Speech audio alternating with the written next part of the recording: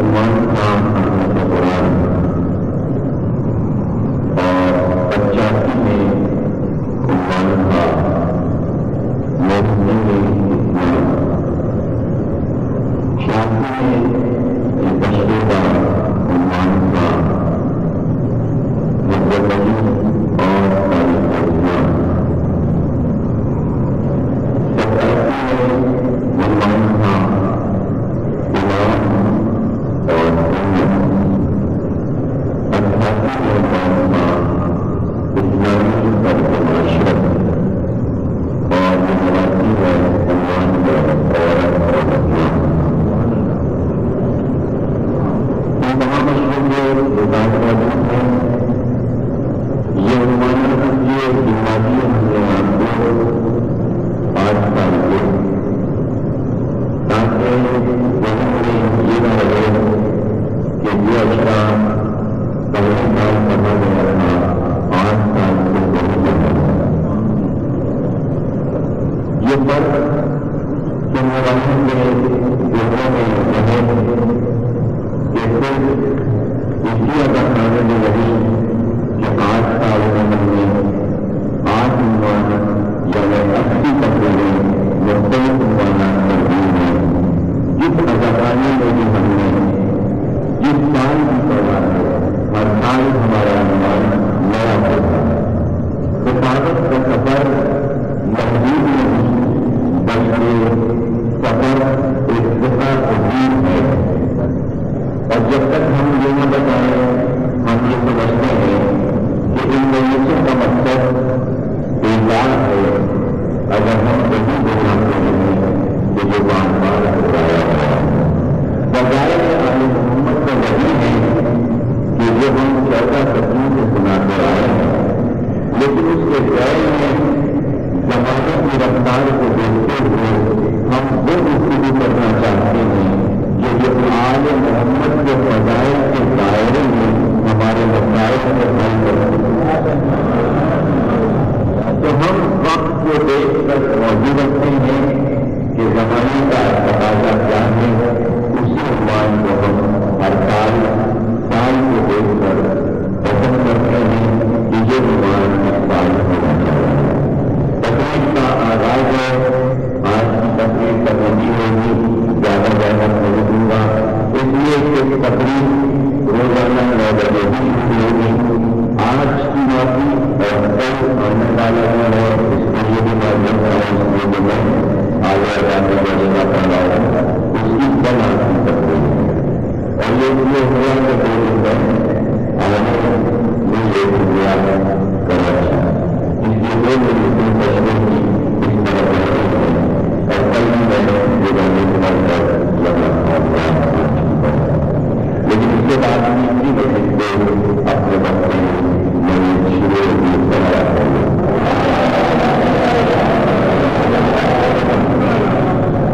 یہ عنوان جو ہم نے پسند کیا ہے اور اس سے پہلے بھی جو عنوان ہم نے رکھتے ہیں، ہم نے دیکھ کر عنوان رکھتے ہیں، یہ پوری تاریخ حفاظت میں ان عنوانات پر کبھی بھی تقریر یا اشرا نہیں ہوا، اور اگر ہوا ہے تو ہم وہ نہیں کرنا چاہتے جو کہا جا چکا۔ حالانکہ یہ جتنا بھی مجمع بیٹھا ہے جو حوالے میں ہوگا میرے خیال میں وہ نہیں سنا ہوگا آپ نے، لیکن میری بیان کاری یہ ہے وہ میں بتا دوں تاکہ ریکارڈ میں آ جائے۔ آج سے 30 برس پہلے ایک تقریب مولانا علی حکیم لکھنؤ صاحب عورت اور اسلام کے عنوان پر 8 ستمبر کو شام 4 بجے مسجد عالیہ کے لندن میں کی تھی، وہ میں نے سنی تھی، لیکن اس تقریر کا عنوان عورت اور اسلام ضرور تھا، لیکن انہوں نے جو پوری تقریر میں یہ کی تھی کہ عورت اور مرد کے جو حقوق ہیں وہ اسلام میں کس طرح برابر ہیں، جب یہ مسائل انہوں نے بیان کیے۔ اسی دن اسی وقت پر لکھنؤ میں دوسری تقریر ہو رہی تھی، اس جگہ سے دور ناظر صاحب کے خاندان میں تقریباً 5 بجے وہ پڑھنی شروع ہوئی تھی اور وہ 2:30 بجے پڑھنی ہو گئی تھی. اس ٹائم میں انہوں نے عورت اور اسلام رکھا تھا. ان کا جو موضوع تھا وہ جناب فاطمہ اور اس کے ذریعے وہ عورت اور اسلام کو سمجھا ہے. یہ کل 2 تقریریں ہیں جو میرے والد نے. اس کے علاوہ پاکستان میں عورت اور اسلام کے عنوان پر ابھی تک کسی نے تقریر نہیں. کتابوں کے سلسلے میں اس موضوع پر تقریباً 200 کتابیں ہماری نالج میں ہیں. شیعہ اور سنی اور انگریز مولویوں کی دنوں میں عورت اور اسلام کے عنوان پر کتابیں ملتی ہیں. ہم اپنی ان تقریروں میں جو چیز پیش کریں گے آج ہم آپ کو وہ بتا دیں, اس کا تعریف کروا دیں کہ عنوان کس لحاظ پر جائے گا. قرآن, حدیث, تاریخ یہ ہمارے استدلال کے ماخذ ہیں اور ہم اسی دائرے میں گفتگو کریں گے. قرآن میں کل 16 عورتوں کا ذکر ہے, اس کے علاوہ کوئی عورت نہیں. کل 16 عورتیں ہیں جن کا ذکر پروردگار نے کلام پاک میں کیا.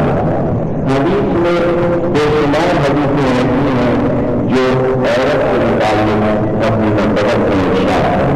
اس کے بعد نحو بلاغہ کے وہ اخبار ہیں جو مولانا کائنات کی عورت کے بارے میں پیش کیے. اس کے بعد اور مصنوعی ہیں جن کے اخبار عورت کے بارے میں ہیں. وہ سب تقریر میں اپنے موضوع کے حساب سے وہ چیزیں آگے آتی جائیں گی. لیکن اب ہم اپنی تقریروں کو شخصیت کے اعتبار سے یہ تو ناقص کے ہمارے استدلالی, اب ہم شخصیت کے اعتبار سے تقریر کر رہے ہیں. تاریخ میں اسلام کی جن کافی کا نام ملتا ہے سب سے پہلے حوا کا نام, سارا کا نام ہے, پھر حاجرہ کا نام. یہ موجودیاں ہیں کہ جو اسلام کی عظمت کو روشن کرتی ہیں اور یہ وہ نمائیں ہیں کہ جو اسلام ختم مرتبہ کے آنے کے پہلے روشن تھے اور اسلام کا ہی تسلسل تھے. ان عورتوں میں کچھ عورتیں ایسی ہیں کہ جو بہت عظیم ہیں, جیسے حاجرہ ہیں, سارا ہیں, آسیہ ہیں, مریم ہیں, ربیہ. کچھ عورتیں کہ جو پہلے ہوئی تھی بعد میں اچھی ہو گئی, اسلام نے ان کو اپنے پاچے میں ڈال دیا. اس کی صرف 2 مثالیں قرآن میں ہیں, ایک بلیسا ہے, دوسری بالکل. یہ بھی ہمارے موضوع میں آئیں گی چیزیں. قرآن نے 4 اور عورتوں کا ذکر کیا اور وہ 4 عورتیں جو ہیں وہ اچھے معنوں میں قرآن میں ان کا ذکر نہیں ہے. پہلی عورت نوح کی زوجہ ہے, دوسری لوط کی زوجہ ہے. 2 عورتیں یہ ہیں اور 2 عورتیں اور ہیں. اور اس کے بعد تیسرے بارے میں ایک عورت اور ہے جس کا ہمہ لطف کا خطاب کیا گیا ہے, جہاں ان کا ایندھن ہونے والا ہے. تو یہ کل 5 عورتیں وہ ہیں کہ جن کو اچھی معنوں سے قرآن نے یاد نہیں کیا. اب اس پورے پرانے سلسلے میں آپ دیکھیں گے کہ پروردگار عالم نے 16 اچھی عورتیں اور 5 بری عورتیں جن کا ذکر کیا ہے, کسی کا نام نہیں دیا. یہ قرآن کا مزاج ہے. حوا کا ذکر کیا, حوا کا نام نہیں ہے قرآن. سارا کا ذکر کیا, سارا کا نام قرآن میں نہیں ہے. حاجرہ کا ذکر کیا لیکن نام نہیں ہے. زلیخا اور بلقیس کا ذکر کیا لیکن نام نہیں ہے. ہر جگہ ذکر ہے لیکن نام نہیں ہے. پورے قرآن میں صرف ایک عورت کا نام ہے اور وہ ہے جناب مریم. صرف ایک عورت کا نام قرآن میں لیا گیا ہے اور سورۃ مریم کلام پاک میں موجود. ہم جو خواتین کا ذکر کریں گے اس میں ازواج پیغمبر اور اسلام کی وہ سیرت گزار خواتین کہ جس میں اولیت حاصل ہے ام المؤمنین حضرت خدیجہ. اس کے بعد جناب ام سلمہ ہیں, جناب فاطمہ ہیں, جناب زینب بنت جحش ہیں, جناب غریبیہ ہیں, ماجدہ خدیجہ ہیں اور جب جناب تقویٰ ہیں، اور اس طرح ہم ان تمام اجزاء پر گفتگو کریں۔ اس کے بعد سلسلہ گفتگو میں ہم ازواج علی پر گفتگو کریں گے۔ جتنی ازواج پیدا کرتی ہیں اتنی ہی ازواج علی کی ہیں۔ جب ہم علی کی ازواج پر گفتگو کریں گے تو اس میں ہم پیغمبر کی بیٹی کی گفتگو کریں گے، ابن غنی کی گفتگو کریں گے، ہم جناب مومنہ کی گفتگو کریں گے، لالا بنت مسعود کی گفتگو کریں گے، محمد حنفیہ کی والدہ جناب خولہ کی گفتگو کریں گے۔ یہ ازواج ایمان ہے۔ اس کے بعد ازواج امام حسن ہے، ازواج امام حسین ہے، ہر امام کی ازواج۔ اس کے بعد صحابیات ہیں، اور صحابیات میں ہم ام الفضل کا ذکر کریں گے جو رسول کی چچی ہیں، ہم فاطمہ بنت اسد کا ذکر کریں گے جو رسول کی چچی ہیں اور علی کی والدہ ہیں، ہم رسول کی بیٹیوں کا ذکر کریں گے، ہم رسول کی دادیوں کا ذکر کریں گے۔ اس کے بعد سے کہیں جا کر سلسلے میں گفتگو آئے گی، اس گھر کی تمیزیں بہتیں گی، تو ہم قبلہ کی گفتگو کریں گے، ہم اسما کی گفتگو کریں گے، اور اس کے بعد جب یہ سلسلہ آگے بڑھے گا تو ہم ان خواتین کا ذکر کریں گے جو ان گھر کی تمیزیں تو نہیں تھی، انہوں نے ائمہ کو نہیں دیکھا تھا، لیکن معرفت کی اس منزل پر بھی جو اپنے کردار کو حفظہ اور اسما سے ملا دیا۔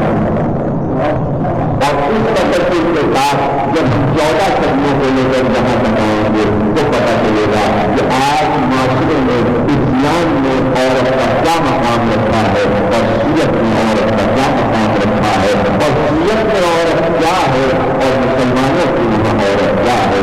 یہ اس لیے ہے کہ ہر بچے کی پہلی تربیت کا باپ نہیں ہوتا، اس سے ماں کی آغوش ہوتی ہے۔ اگر وہ تربیت کا درست ہے تو سمجھ لیجیے معاشرہ بھی درست ہے، قوم بھی درست ہے، ملک بھی درست ہے، کائنات میں امن ہے، یعنی ابتدا عورت ہے، آغاز عورت ہے، اور پھر رشتوں میں عورت تقسیم ہے، کہیں عورت ماں ہے، کہیں بیٹی ہے، کہیں بہن ہے اور کہیں روزہ ہے۔ جب ہم رشتوں پر گفتگو کریں گے تو اس میں آپ کے معاشرے کی جتنے بھی رشتے ہیں وہ آگے بڑھیں گے، اور اس کے بعد یہ ہم نے آپ کو تلقین سنا دی اپنے موضوع کی۔ اب جب ہم مسائل کرائیں گے تو ہم صرف مسائل انہیں خواتین کے کریں گے جو کربلا میں تھی، اور وہ کیسی کیسی عورتیں تھیں کہ جنہوں نے قربانیاں پیش کی۔ کربلا کی ہر عورت کا ہم ذکر کریں گے، اس کی پوری حیات آپ کو سنائیں گے۔ اس طرح ہم اپنے موضوع کو 10 پہلے میں سمجھ لیں گے۔ ایک سلام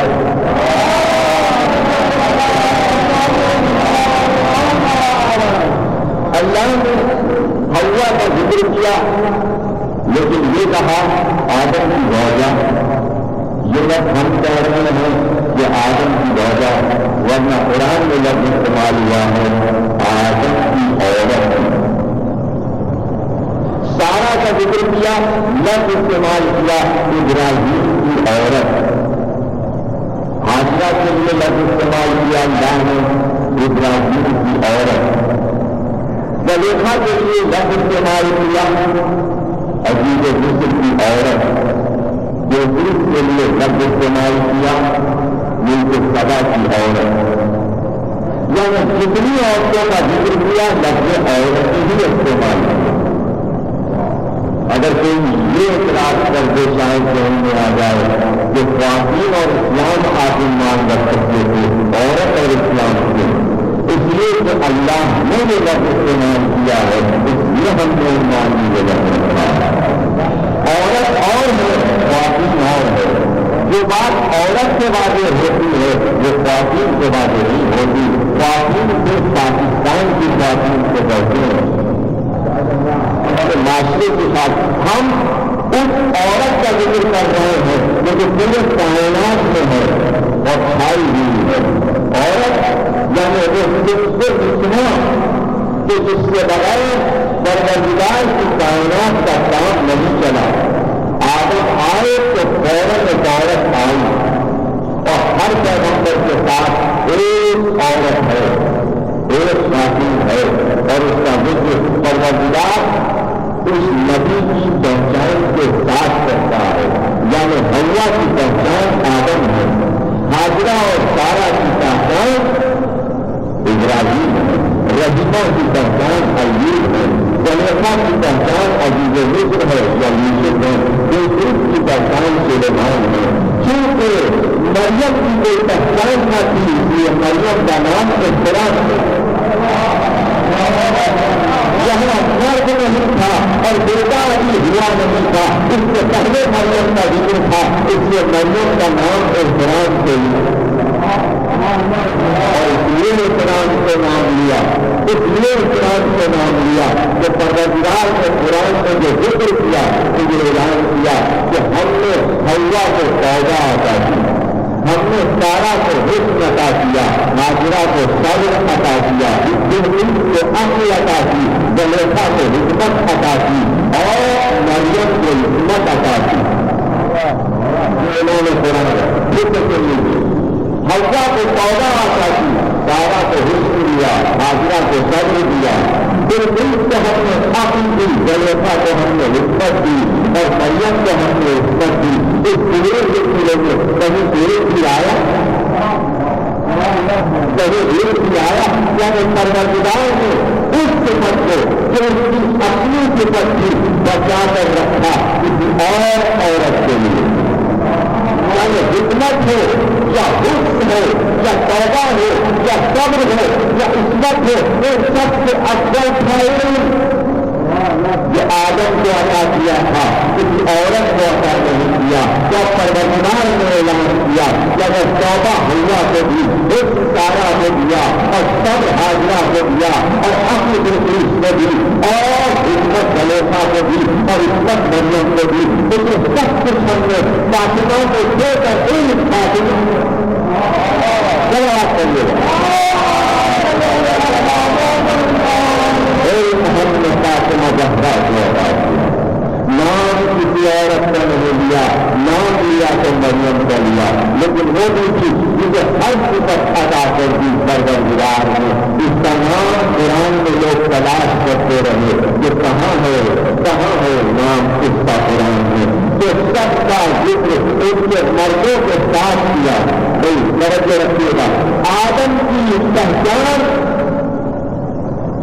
حوا کی پہچان، سارا کی پہچان، حاجرہ کی پہچان، اس کے گھر کے مرد بنے زہرا وہ ہے تو اس سے تعارف کروایا جاتا ہے، یہ زہرا کا باپ ہے، یہ زہرا کا شوہر ہے، یہ زہرا کے بیٹے ہے۔ یہاں زہرا ایک تعارف میں منزل تعارف پر، اس لیے ہر کائنات کی عورت سے افضل قرار فاطمہ زہرا۔ خدیجہ کا ذکر بھی قرآن نے کیا اور اعلان کیا کہ ہم نے خدیجہ کو دولت عطا کی، خدیجہ کو ہم نے دولت عطا کی، وہ بدل کا آئلہ کا آئینہ دولت عطا کر دی ہم نے خدیجہ کو، لیکن زہرا کو فروغ دیا۔ اور اسی لیے محی الدین نے عربی میں یہ کہا کہ زہرا حوائے آدم عقلی ہے، عقل کی حوا ہے جناب فاطمہ، علم کی ماں ہے جناب فاطمہ۔ اسی لیے آپ کا خطاب ہے کتاب علم۔ 14 منصوبوں میں ایک بیوی ہے فاطمہ زہرا، اور جب ہم گفتگو کریں گے آغاز میں اپنی تقریروں کے تو تحریر میں روزانہ ہم آپ کو یہ بتائیں گے کہ تم کائنات میں ہر مذہب میں اور ہر مذہبی کتاب میں عورت کی حرکت کیا تھی، عورت کا وقار کیا تھا، تو آپ کو معلوم ہوگا کہ ہر مذہب میں عورت کو کوئی منزلت نہیں دی، کوئی فضیلت عطا نہیں دی، اور کسی ملک میں عورت کو فضیلت نہیں دی۔ ہر ایک کا قول یہ ہے کہ عورت معاشرے کے لیے ایک تباہ دار چیز ہے۔ سقراط کے یونان کے فلسفے سے لے کر مصر تک، عراق موریہ کی تہذیب تک، ایران کی تہذیب تک، ہندوستان کی تہذیب تک آیا یہ چیز کہ ایک عورت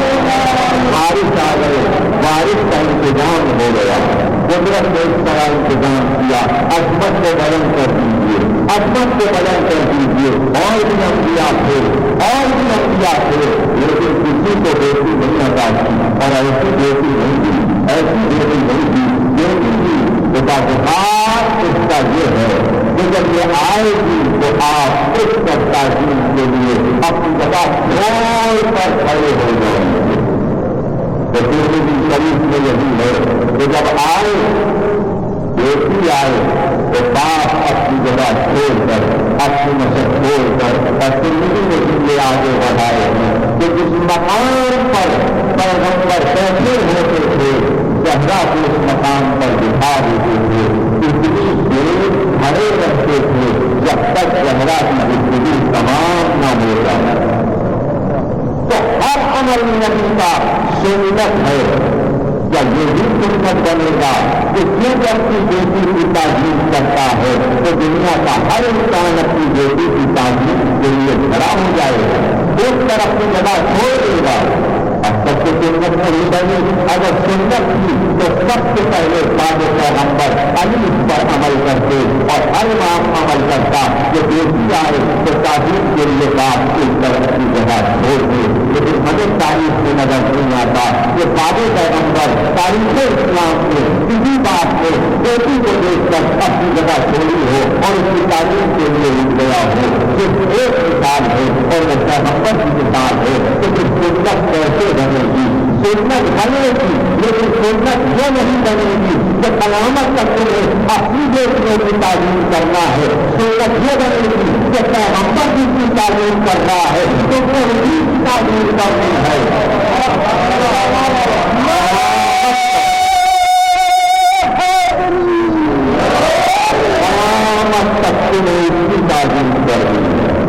اگر کوئی معاذ زہرا کی تعلیم سے انکار کر دے تو وہ سیرت پیغمبر سے انکار کر رہا ہے، وہ نبوت کو نہیں مان رہا، وہ سیرت پیغمبر کو نہیں مان رہا ہے۔ اور یہ کیوں تھا؟ یہ تعلیم کیوں تھی؟ یہ تعلیم اس لیے تھی کہ زہرا اسلامی معاشرے کی تعلیم کے لیے آئی ہے۔ یہ ماں کا وہ نمونہ ہے، یہ بیٹی کا وہ نمونہ ہے، یہ زوجہ کا وہ نمونہ ہے کہ کائنات اس نمونے کو دیکھے گی اور اس کی سیرت پر چلے گی۔ اسلام کا کوئی فرقہ ایسا نہیں کہ جو زہرا کی تعلیم نہ کرتا ہے، وہ بھی اسلام کا ہر فرقہ زہرا کی تعلیم کرتا ہے اور اس کا سب سے اچھا خدیجہ جیسی بیوی کو زہرا جیسی بیٹی دے دی اور زہرا کو زینب جیسی بیٹی دے دی۔ تقریب ختم ہو گئی۔ آج مختصر کی تقریب تھی، تاخیر کی وجہ سے نماز کا زیادہ وقت نہیں لیں گے۔ زہرا کو زینب جیسی دے دیا جاتا ہے اور درمیان میں زہرا کو امت کا منصب دیا۔ عصمت کبریٰ پر پائے خدیجہ عصمت کبریٰ پر پائے۔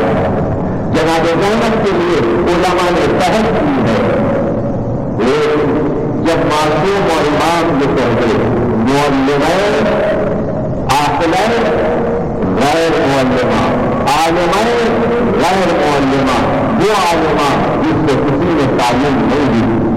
چوتھے نام کا احساس ہے جب خطبہ کی کسی شاہدانی وہ آپ کو ملک رہے، چوتھے نام وہ عالمہ جسے کسی نے تعلیم نہیں دی۔ جو علی اور زہرا کی بارگاہ میں وراثت میں چلتا ہوا زینب تک آیا اور شہزادی زینب کبریٰ جتنے نام جناب فاطمہ کے ہیں ایک ہی نام جناب زینب کے ہیں۔ ان کی چند تشریحات ناموں کی طرف سے تقریب کے درمیان میں جیسے جیسے کی دور مثال میں عظمت جناب زینب کو سمجھنے کے لیے معرفت کی منزلوں کو طے کرنا پڑتا ہے، اور جب تک معرفت کی منزلوں تک نہیں پہنچے گا شہزادی کی سیرت سمجھ نہیں جائے گی۔ شہزادی جتنی عالمہ ہے اتنی ہی شجاعت ہے، جتنی شجاعت ہے اتنی ہی صابرہ ہے، جتنی صابرہ ہے اتنی ہی بااخلاق ہے، اور حیبت و جلالت کا عالم ہے کہ جب آپ سیرت کا مطالعہ کریں گے تو وہی حیبت اور وہی جلالت بھی جناب زینب میں جو علی میں تھی، اس سے اندازہ لیجیے علی کی بیٹی ہے وہی شجاعت تھی جو علی میں تھی۔ جناب زینب میں وہی شجاعت ہے جو مولا کائنات کی شجاعت ہے، وہی شجاعت حسن میں آئی تھی، وہی شجاعت حسین میں آئی، وہی شجاعت عباس میں آئی۔ جب آپ عباس کا ذکر کرتے ہیں اور اس کی بہادری کا ذکر سنتے ہیں تو ذہن سے یہ بات رہے کہ جیسا بہادر بھائی ہے ویسی ہی بہادر بنی ہے۔ اب اگر ذاکر روایت میں یہ پڑھے کہ ماں زندہ جناب زینب ڈر گئی اور جگہ ہو گئی، پیچھے ہٹ گئی، دوڑ گئی، جو بھی الفاظ آپ سنتے رہتے ہیں اور شوق کے ساتھ سنتے ہیں سب آپ سے مبارک، لیکن ہم اپنے لیے مبارک نہیں سمجھتے، اس لیے کہ ہماری نظر سیرت میں وہاں جا رہی ہے جہاں ہم نے کبھی نہیں دیکھا کہ جناب زینب نے کہیں پر بھی کمزوری کا اظہار کیا، ذمہ داری سے یہ بات کہہ رہا ہے۔ اور یقین رکھیے اپنی دلیل کے ساتھ اس بات کو ذہن نشین کر لیجیے کہ جناب زینب کو انتہائی کمزور بنا کر پیش کر رہے ہیں۔ اور سب سے میں یہ کہوں گا کہ سیرت شہزادی کا مطالعہ کیا کرے، سنی سنائی مت پڑھا کرو، یہ بے ادبی ہے، سیرت کو سمجھو، اس لیے سمجھو کہ اگر اتنا یقین کامل نہ ہوتا تو اتنی بڑی ذمہ داری کہ جس قافلے کی قیادت خود حسین کر رہے تھے اس کی قیادت زینب کو دے کر گئے، جملہ کیا معمولی سمجھا ہے آپ، یعنی جس لشکر کی قیادت، جس مقصد کی قیادت، جس دین کی قیادت حسین کر رہے تھے اس کی قیادت شہزادی کے بزرگ تھی، اور جب وقت آخر کے لیے آئے تو تاریخ میں یہ ہے کہ جب سب سے مل چکے تو جناب زینب کے ہاتھ کو تھام کر ایک تنہا خالی کرنے میں گئے۔ شہزادی جو اس جانے پر راضی میں جناب دیکھا اور وہ فرماتی ہیں کہ ہمیں نہیں معلوم کہ بھائی اور بہن میں کیا گفتگو ہوئی، ہم کو نہیں پتا کہ کیا راز امامت تھے جو زینب کو بتائے گئے، لیکن میں اتنا جانتی ہوں جناب دیکھا فرماتی ہیں بہت ہی جملہ ہے یہ سیرت زینب کا، فرماتی ہیں کہ جب بھائی اور بہن گئے تھے ساری خانے میں تو جانے کا انداز یہ تھا کہ حسین آگے چل رہے تھے، زینب پیچھے چل رہی تھی، لیکن جب گفتگو تمام ہوئی اور خیمے سے بھائی اور بہن برآمد ہوئے تو زینب آگے چل رہی تھی، حسین پیچھے چل رہے تھے۔ یہ تاریخ کے لکھے ہیں، کیا مطلب یہ تھا کہ زینب ذرا میرے سامنے آگے چل کر دکھاؤ کہ قیادت شام تک کیسے کرے گی، ذرا مجھے دکھا دو اس قافلے کی قیادت کیسے کرے گی۔ تو بھائی نے جو ذمہ داری سونپی کی قیادت کی، اس قیادت کو آپ آسان سمجھتے ہیں، آپ کو سمجھتے ہیں کہ جب سر آیا ہوگا میدان لے کر تو زینب ڈر گئی ہوگی، پہلے زینب کی جلالت کو سمجھے۔ مقاصد میں علماء نے اس روایت کو لکھا ہے اور خاص طور سے میرنیس نے مسئلے میں نظر کیا، کبیر نے بھی اس روایت کو نظر کیا ہے اور اب فرائض نے اپنے مقصد میں لکھا ہے کہ خیمے میں جب آگ لگی، جب خیمے میں آگ لگی تو جناب زینب اس جگتے ہوئے خیمے کو دیکھ رہی تھی، جو بار پہلی سے آواز آئی، پہلی سے آواز آئی آپ سب ہمارا سلام ہے۔ جناب زینب پوری اور مڑ کر پوچھا کہ کون ہے، کہ میں ملک محمود ہوں اور پروردگار عالم نے اگر سے مجھ کو ہواؤں پر معمول کیا ہے، حکم پروردگار یہ ہے کہ محمود فوراً زینب کے پاس جا، اگر وہ کہے تو دیکھ ہواؤں سے آپ کو دکھا دے اور ایسا عذاب کا کہ لشکر عظیم بنا ہو جائے، آپ کے حکم کا انتظار ہے شہزادی زینب۔ یہ ہے جلالت زینب، اس سے حیرت نہیں ہونی چاہیے آپ کو، اس لیے کہ معصوم یہ کہتا ہے شبیاطیر ملک آیا تھا حسین کے پاس اور اس نے آ کر یہ کہا تھا کہ پتہ آپ کے مقدر میں پروردگار نے لکھ دی ہے، آپ کی کیا مرضی ہے۔ آپ کے امام نے فرمایا کہ شبیاطیر ملک آیا اور اس نے حسین سے پوچھا کہ پتہ آپ کے مقدر میں ہے، آپ کیا چاہتے ہیں؟ حسین نے کہا ہم اس کی منزل تسلیم و رضا کے درمیان ہیں، جو قائے رب ہے وہی ہماری مرضی ہے، جو وہ چاہتا ہے ہم وہی چاہتے ہیں، یہ امام کہہ سکتا تھا، کسی نبی نے نہیں کہا۔ نبی یہ تو کہہ سکتا ہے آپ ہمیں صابرین میں سے پائیں گے، لیکن جب ابراہیم نے جگہ پر نہیں رکھی تو دل میں یہ تمنا پیدا ہوئی تھی کاش میرا بیٹا بچ جاتا۔ یہاں منزل یہ ہے کہ کاش بیٹا بچ نہ جائے بلکہ بچ بچ کر سب قربان ہو جائے۔ یہ امامت کی منزل ہے، یہ ایک اور منزل ہے کہ یہاں منزل یہ ہے کہ پتہ نہیں چاہیے، منزل رکھ چاہیے۔ تو قیادت حسین زینب کو دے کر گئے تھے، تو پروردگار عالم جو حسین کی فضیلتیں بیان کرے گا، جس طرح زمانے کو بتائے گا کہ یہ قائد کیسا ہے، یہ امام کیسا ہے، تو آنے والی قیادت کے بارے میں بھی پروردگار یہ بتائے گا کہ زمانے کو معلوم ہو جائے کہ زینب کی جلالت کیا ہے۔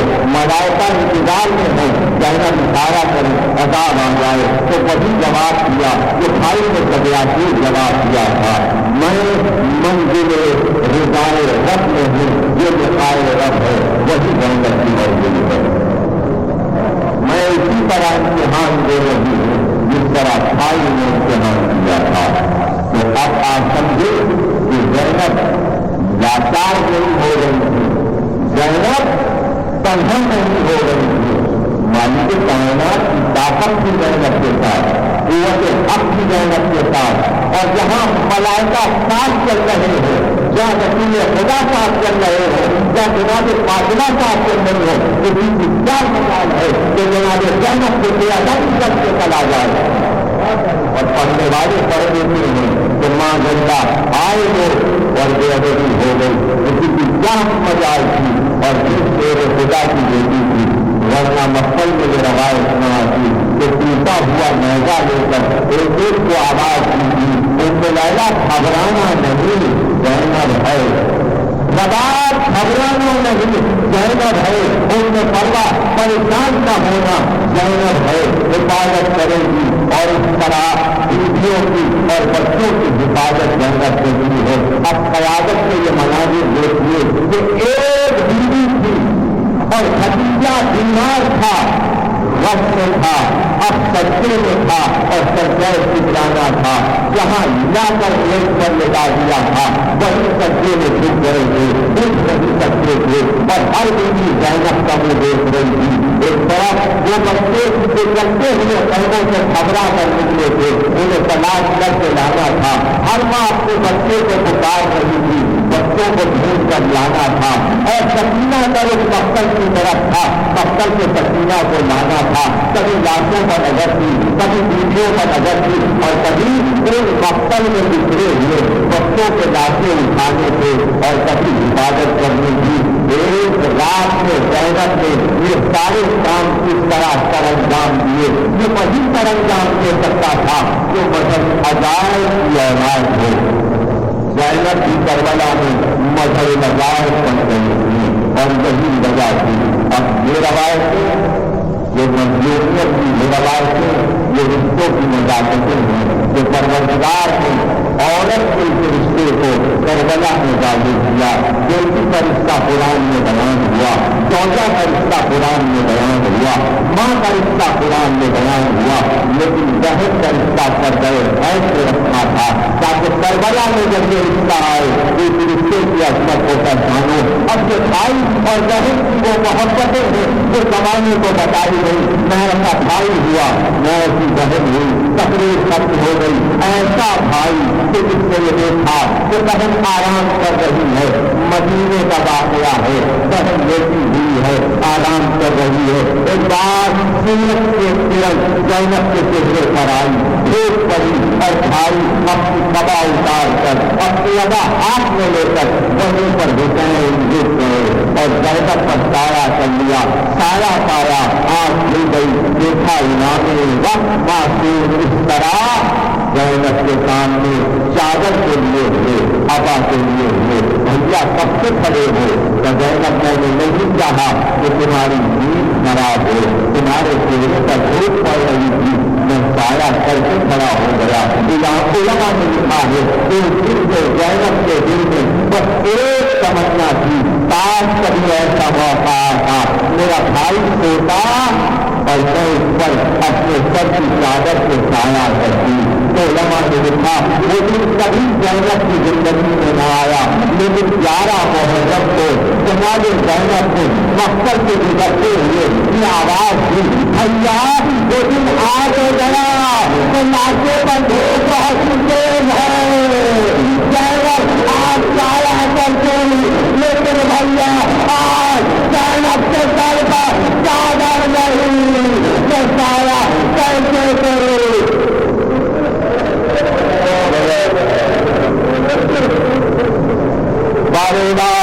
اس عبادت کو قبول کرنا واسطہ محمد اور آل محمد کا، جو مسجد کی روحوں کو بخشے، جو بیمار ہیں ان کو شفا عطا فرما، جو بے روزگار ہیں ان کو روزی عطا فرما، ظہور فرما تاکہ